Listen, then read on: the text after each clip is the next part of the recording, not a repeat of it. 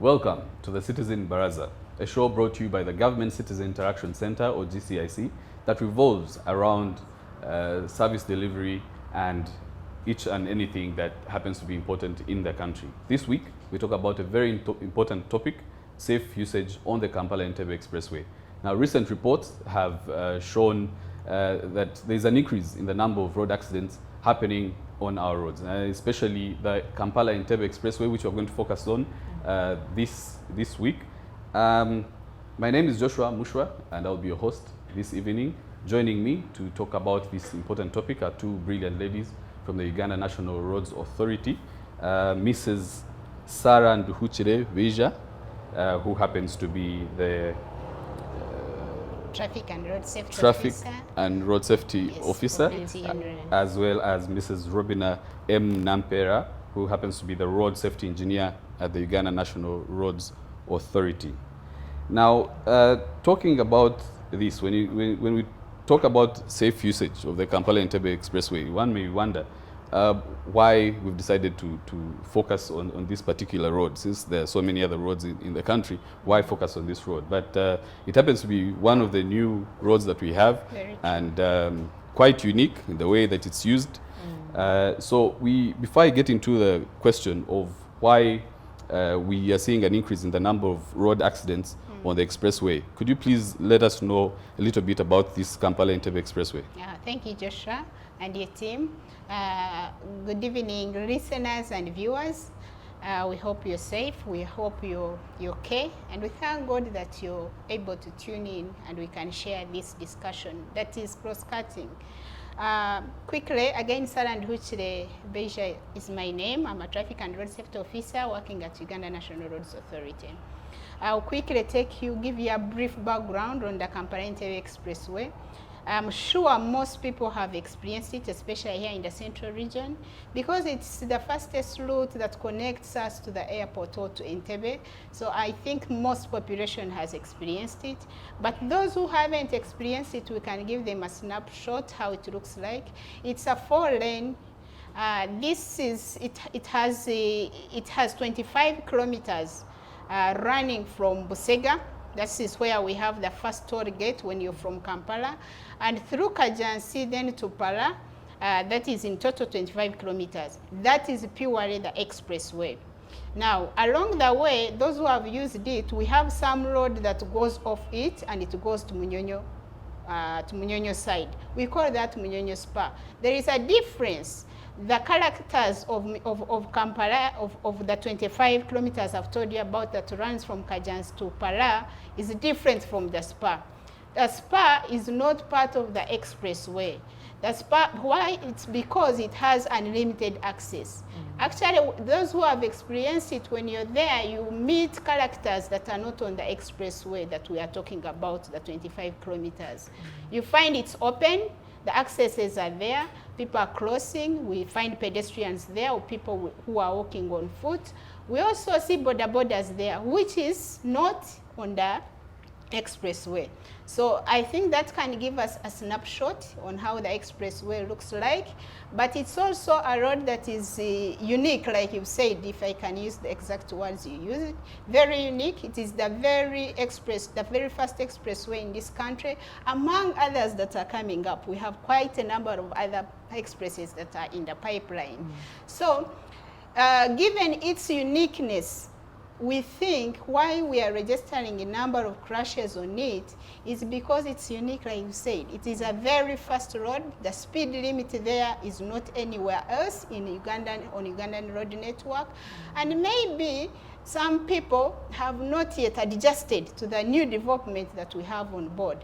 And that's why we are here to keep sharing with you these developments. And together, if we listen, we think we can reduce the many accidents or crashes that are happening there.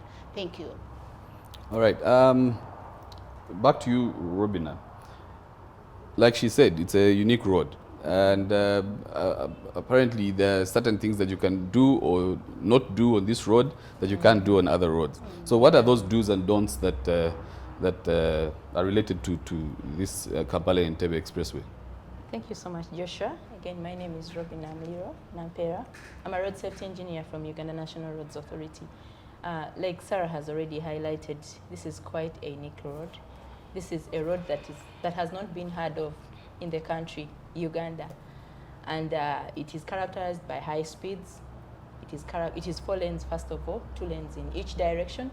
And it's characterized by a limited number of users because there are users that are not permitted on the expressway, like motorcycles below 400 cc's. So you cannot just get your boda on the expressway. You cannot walk on the expressway. You know, you like there are no parkings. You're not supposed to park. So that drives me to what should be the usage, as in what can you do and what can you not do. Allow me, Joshua, to start with the do's. If you're to get on the expressway, first of all, as Sarah has already highlighted, it starts from Busega through 𝐒𝐁𝐿 to Impala. First of all, you're supposed to plan your route. This is a road where you get on, and if you miss where you're supposed to turn, you'll find yourself in Entebbe. So you're supposed to plan early. You're supposed to know where you're going to get off from. And then you're supposed to also prepare your vehicle because this is 25 kilometers. You know the fuel crisis. You're supposed to fuel, okay? Make sure your car is in good mechanical condition. Sure. Check the brakes, because you can find an emergency, check that the wipers are working right, check the indicators, you know, because at high speed you really have less time to make a decision. You'll need to brake, you'll need to communicate to other road users of your intentions on the road. So that takes us to the do's. I'll start with the do's, and that is one of them. You have to prepare and plan your route, and also the payment mode, because at Busega, once you get on, you're supposed to prepare cash, either cash or your 𝐒𝐻𝐿 or card. So if you don't have, make sure you just don't enter, just exit on the left and go ask for a card or like a payment method. Probably you need some change, you know, to avoid the delays at the toll gate. So you're supposed to prepare that, and then you're supposed to also... sorry to interrupt you. Yes, let's go back to the payment method. Yes, so what happens when someone gets to the toll and they realize they didn't come with any money? Actually, we have gotten such cases, and most times you're asked to, first of all, excuse yourself to the left. There's a big parking. So you pull out of the traffic and you branch left until you have to, first of all, sort yourself. Okay. Yeah. And this is sensitization that we are trying to do so that people do not find themselves in such embarrassing situations. And when you're joining the expressway, you know it starts from Busega. Busega comes with, I think, 2 lanes. If you're coming into the expressway, make sure you are in the right lane, right from the last interchange is at Masanafu. Make sure you choose the right lane. I think that is the inner lane for that road, because once you get in the outer lane and you want to join the expressway, you'll have to cut through a lot of, you know, speeding cars. So make sure you are in the inner lane, or that lane which leads directly to the expressway. And I think currently it's the inner lane, so that you get on the expressway smoothly. And then when you're approaching just a few meters, you'll approach the toll gates. Slow down. The speed limit is included, it's 20. So slow down to 20 to allow you safely brake and you don't knock the booth. And then once you pay and you're cleared, don't just, you know, accelerate, smoothly accelerate into the left lane. This, I'll repeat, smoothly accelerate into the left lane. The left lane is the one that is on the extreme left, or on the near the shoulder, or near the grass. That's what I can say. And that is going to be the formal driving lane for you, unless you find a vehicle that is parked or that is slower than you. Then you'll have to overtake it on the right, and at a reasonable distance after overtaking it. Give it some distance before you go back, because it is also moving. We don't want such collisions that have been reported in the past. That is another do. And then in case you want to change the lanes, make sure you signal, you know, to other road users at a reasonable distance. Don't signal on short notice and start changing. Make sure that you give some time signaling that I want to change the lane, and don't overtake on short notice, you know, because you can easily collide.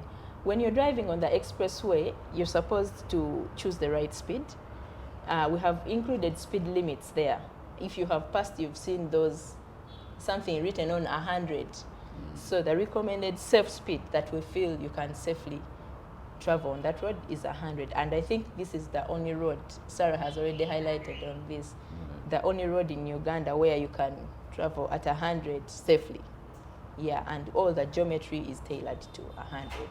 The grades, the speeds, they are all tailored. I think you need to emphasize the 100 beat, because surely so many people want to get onto the expressway thinking they're going to test their machines and go all the way to thank you so much. 180. And surely, Joshua, thank you so much. I need to speak this louder and clear. The recommended speed on the expressway is 100 maximum. Okay? Don't use the expressway as a racetrack. It is not a place to test the speed of your vehicle. It is not a place to show off, you know, the youth syndrome. Don't. It is a place where you're supposed to drive. First of all, it helps you achieve faster travel times, but safely. So we recommend 100. It is not a place of unlimited. I've seen people driving at 150, 170. That's a no. That's a no. It is 100. Let's spread the gospel. And on exit, you're supposed to slow down, because the adjoining roads are tailored. Like Busega is around 30, so you're supposed to slow down to tailor your movement to the normal speed. And also to Kampala, it's around 50 when you're going to the traffic lights. I'll also highlight some of the don'ts, and these have been researched from the recent crash statistics. Joshua, so many people get on the expressway and they stop. Someone, I don't know for what reason, but they just stop. They don't warn other road users. And there are those, you know, we call them the crests, those hills where you don't see the person ahead. So if you stop in such a section, you're liable to get an accident easily. So you're supposed not to stop. And in case your car breaks down, you're supposed to immediately call for help. We have our toll-free lines. I'll be reading them to you later. You're not supposed to reverse. Never reverse on the expressway. It's very dangerous, because vehicles are moving at high speed and they may not see you timely, especially at night.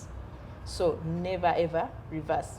And then you're supposed to choose your lane correctly.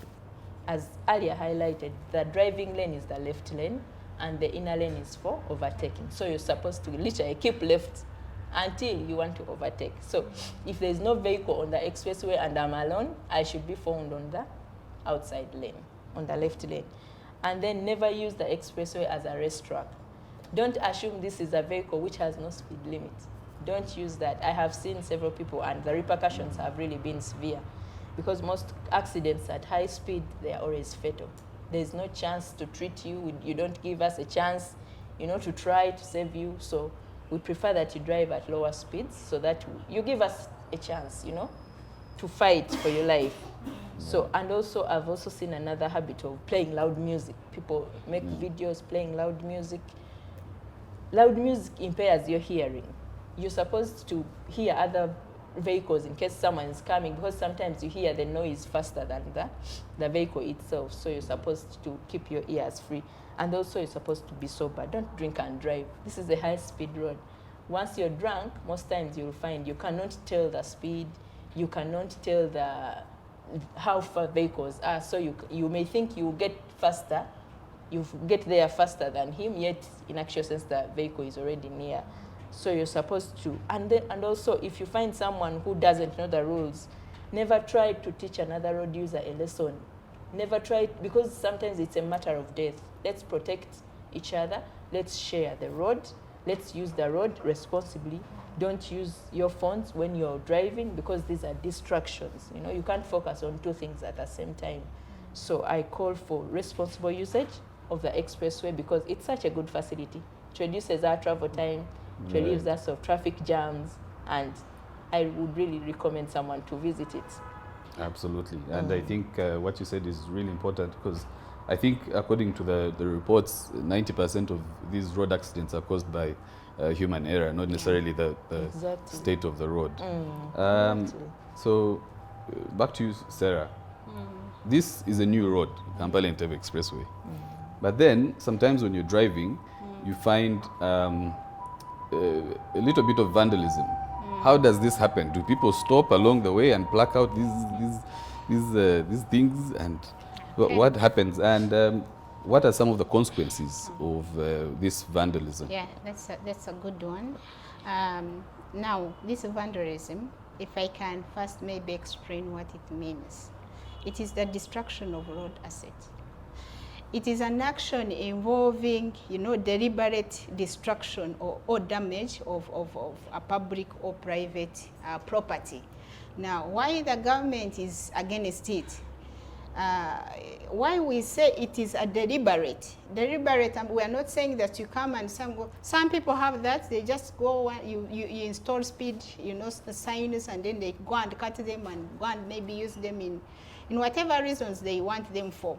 So we think it is deliberate. But unfortunately, even here, when you disobeyed what this lady was telling you, what Robina was telling you, if you're on a very high speed, for example, beyond the prescribed speed of 100 kilometers, if you're driving under influence of drugs or alcohol, then you're bound. We think it is deliberate because you took that and you're going to drive. So you shouldn't have taken it if you knew you're going to drive. So if the action leads to damage of a public or private asset, property, then we call that vandalism. So now this is against it. It is raw. Unfortunately, we can't do much about it. But what is suggested is once you damage a road furniture or a road property, you're supposed to do good. You're supposed to replace it. Now, this is what happens. Unfortunately, if an accident happened and then you damaged, a guardrail, for example, what UNRA does, together with Uganda Police Force, when they have come to assess the accident, they also look at the road and its furniture. Have you destroyed anything, yes or no? If yes, as police is pursuing you, to know what caused that accident and everything, they take care of the road furniture because this is public asset. Now, once that is done and you've destroyed the road furniture, report comes to UNRA. And now UNRA technical team works with Uganda Police Force. So what happens is they come and assess together the damage you've caused. And then we advise you, our side is to tell you, you've damaged this guardrail. This guardrail was put back by our contractors who are non-UNRA now. So our connection to that accident is only to link you with our service providers because we want to maintain the standard. We will not allow anyone to bring any guardrail and replace. We have to meet the standard. So we recommend, we tell you, there are these competitive firms that can, put back the damaged products or the damaged asset you've caused. And then we leave you, it's at your will to go and discuss with them. They give you their quotations. We are not involved into that discussion at all because we don't want your money. Our focus is replace what you've damaged. So our role here, once we connect you, tell you, check with this and this and this, then it's up to you to go and negotiate with them. Our role will be to monitor what has been put. Sure. Does it meet the standard? Yes. Then we close it with you. But short of that, we will take you on. Anyone who damages a road furniture is liable to replacing it by law. We have no choice to that. But also why we think we are doing it, because we are not being responsive. We are not loving our country. Some people don't love their country. How on earth, how do you really install signs in a week's time? And then the following week, all signs are vandalized, they are nowhere. It is a shame, it's backwardness, honestly speaking. And we think that some people are doing it deliberate, maybe to put some people like you're not working or to put some people down. But they are doing that, they are putting you at stake. I'm talking about you as a road user. Because if the road sign was there showing you that to drive at 100 kilometers per hour, for example, and it's cut, that means I'll be at free. I've seen a video going, someone is driving at 180 kilometers per hour. So if you held her accountable, she'll tell you, I did not see any speed limit. So, and that act will be exposing so many road users to these accidents. So that is about vandalism and the destruction of road assets. And we thought it is prudent to take you through the steps, but also to give you information so that you're not cheated. If they tell you go and replace what you've damaged, then you should be able to know the steps involved so that you're not cheated. So that's what I can talk about, the road vandalism, and the consequences are well known. Now, you might think government is here, it has all the money. By the way, government, I think, has no money because we are struggling with so many expresses that are in pipeline that have not commenced, and other projects. And so many other issues, health issues. Look at every issue that is coming up that need these resources. So if they have deliberately gotten this money, these road assets, by the way, are very, very expensive, Joshua. If they told you just to replace or to go and buy a guardrail of 1 meter, I'm sorry to say, my family, I know it, let me use mine, I might sell everything of my family and I may not raise that money. So we are calling upon people, what if the government has given you an asset? It is your role to protect it. Please protect it. And it's everyone's responsibility. Don't say me, I'm not in government. It's your responsibility. Because if you see someone cutting off and taking it away and you keep quiet, tomorrow you're the person who will be at that spot and you'll be knocked dead because there is no guidance on the road. It was removed in your eyes, you saw them removing and you just decided to keep quiet. But also, as government, we are not seated. We've done so much research. Okay, we are thinking, why is vandalism? Maybe the material we are using is attractive. So we are doing research. There is a research that is almost done, and we are revising the material. And we think that maybe if we bring a material that is less attractive, to scrap dealers or whatever, I'm not saying all that industry gets from road furniture, no, but a few culprits. We think that maybe if we revise the material and it's less attractive to those guys who vandalize it, will solve the problem. So again, it increases the government expenditure, like I said. Once you vandalize, you're increasing your own pocket. Actually, it's tax. Government will come back to you. So, and that's why we are crying, because we are not protecting what we are given. Once you damage, of course, government has no money to again come back to me and Joshua and you and say, hey, we have to replace this. So let's guard our road furniture jealously. Then again, it also renders our roads not forgiving. Like I earlier said, the road was put there, all furniture is there, you've come and removed everything. So meaning that road is open. It's not communicating to the road users, and you end up, making the road a death trap, because the only way a road user communicates with the road is through those assets you're seeing. Assets, when I talk about road assets, I mean signs, I mean guardrails. Imagine you remove a guardrail and where these engineers put the guardrails, it's always a steep. They know once a car rolls, then you go down. So they put it there to protect you, that should you doze off a bit, you can hit this guardrail and it brings you back to the road and you're safe. But you've removed it. So many people are going to make a mistake there and they will roll. And an accident that would have been minor turns out to be fatal because of your action. Yes, thank you. Thank you. That was well explained. Yeah. We're running out of time, but before we go, I wanted Robina to help us take us through the security measures on the road. Sometimes people may feel insecure. People have brought up the issue of lighting, saying when they are driving and they don't see any lights, this might cause a little bit of insecurity. And in case maybe one has a healthy emergency along the road, is there a number they can call? Is there a team that has been put in place to respond to these emergencies? Okay, thank you so much, Joshua, again. I think we have recorded some insecurities where motorists feel insecure, especially at night. They feel unsafe, they feel threatened because of the dark. You can get on the expressway, there are no houses, but you feel you're all alone in the dark. And for lighting, this is part of what we are supposed to install. And I can assure the public that we have most of these materials to date have been gazetted, they are in our stores. The next step is installation. So for the lighting issue, we are soon having the expressway all lit from the start to the end. So that is not something that you can worry about now.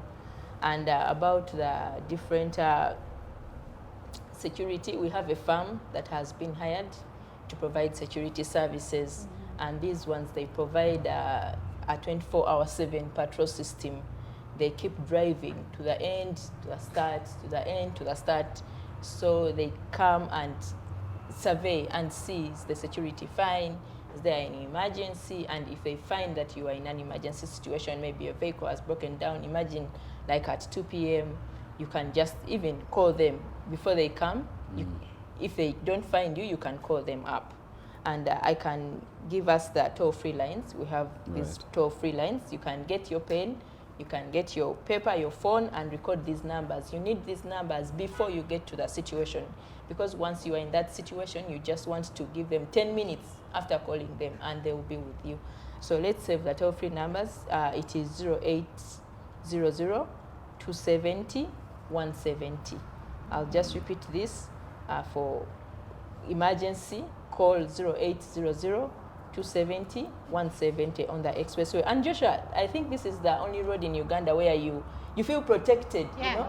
you feel safe. It has security, it has emergency, like in case you feel unwell, maybe you get a heart attack, you can just call the ambulance. You call that same number, they will get the help that you need. If you need an ambulance, they'll send the ambulance. We have well-gazetted healthy officers, well-furnished ambulances. They are waiting for any emergency. And let me tell you, if in case even your vehicle breaks down, we have tow services. Yeah. Okay. We can just tow you safely to that toll plaza. All you have to do is pull out of the traffic, park on the hard shoulder, and wait, call the toll-free number, and wait for the toll. It's free of charge. And do You they don't call the pay- same number, the same toll-free The line? same The very same. number. It is 0800 270 170. It is free of charge. Please don't pay for that service. The government has already paid, because I mean we pay taxes. Right. Yes. Yeah. And in case you feel maybe you need maybe payments, you need to make your payments, you can pay them on mobile money. Recently we have launched the M-Pesa. M-Pesa and Momo. You can recharge your cards, so you don't need to delay at the toll plazas, things like that. So Right. that's as for the security and the lighting and the emergencies, it is all well catered for. Right. Yeah. Thank you so much, Robina. Again, to emphasize, the number to call in case of any emergency on the Kampala-Entebbe expressway is 0800 270 170. I hope I got that right. Actually, if someone makes you pay, or they ask for money from you for the services, you can just you can write on our social media handles. Okay. On Twitter, we are UNRA UG. And also we have our toll-free numbers, the UNRA toll-free numbers. You can report such maybe cases where someone wants to extort money from you for a free service. For the UNRA toll-free number, it is 0800 100, like 100, and then 811. I will repeat this for the UNRA toll-free number.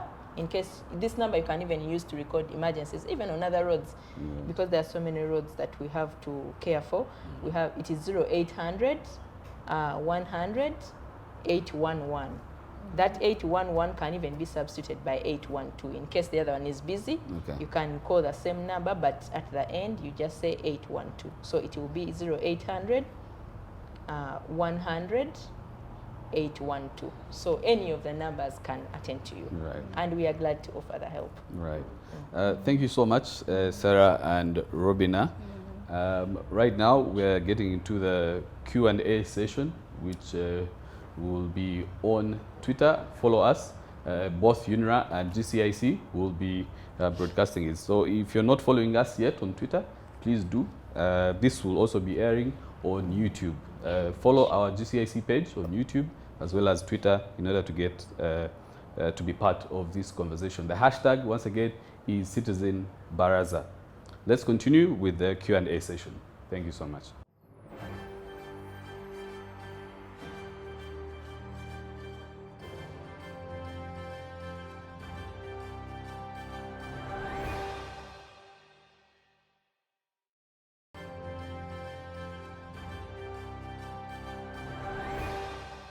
I would like to give an assurance to those listening in that the sensitization does not stop here. We are online, but we're using radio, we're using social media, we're using all forums and platforms at our disposal to ensure that we disseminate this safety information. We're also on the road. When we give you that leaflet as you pay your toll fees, please take it, but also don't keep it. Some people keep it. Please take it and read it. Then also, there's certain improvement, maybe to throw more light. Many have asked us about lighting on the expressway. Again, the assurance is lights are going to be installed. We have all the materials now on ground. We have the poles, substations have been established. The power cables have been laid already. The lamps as well are on ground. If you're driving under influence of drugs or alcohol, then you're bound. You will think it is deliberate because you took that and you know you're going to drive. So you shouldn't have taken it if you knew you're going to drive. So if the action leads to damage of a public or private asset, property, then we call that vandalism. Loud music impairs your hearing. You're supposed to hear other vehicles in case someone is coming, because sometimes you hear the noise faster than the vehicle itself. So you're supposed to keep your ears free. And also you're supposed to be sober. Don't drink and drive. This is a high-speed road. Once you're drunk, most times you'll find you cannot tell the speed. You cannot tell how far vehicles are. So you may think you will get faster. You get there faster than him, yet in actual sense the vehicle is already near. So you're supposed to, and also if you find someone who doesn't know the rules, never try to teach another road user a lesson. Never try, because sometimes it's a matter of death. Let's protect each other. Let's share the road. Let's use the road responsibly. Don't use your phones when you're driving, because these are distractions. You can't focus on two things at the same time. So I call for responsible usage of the expressway because it's such a good facility. As far as speeding is concerned, you very well know that we've installed cameras along our roads, and those cameras are in position to retrieve someone's speed. They are called the NPR cameras. Those cameras, in most cases, if you're very vigilant, they are cameras which cross the road. The role of that camera, it is to capture every number plate of the car that passes. So at that point where it is giving a shot, it captures the speed at which one was driving at. For that reason, we are in position to get someone's speed at every road, so long as someone has passed in an NPR camera. Thank you very much.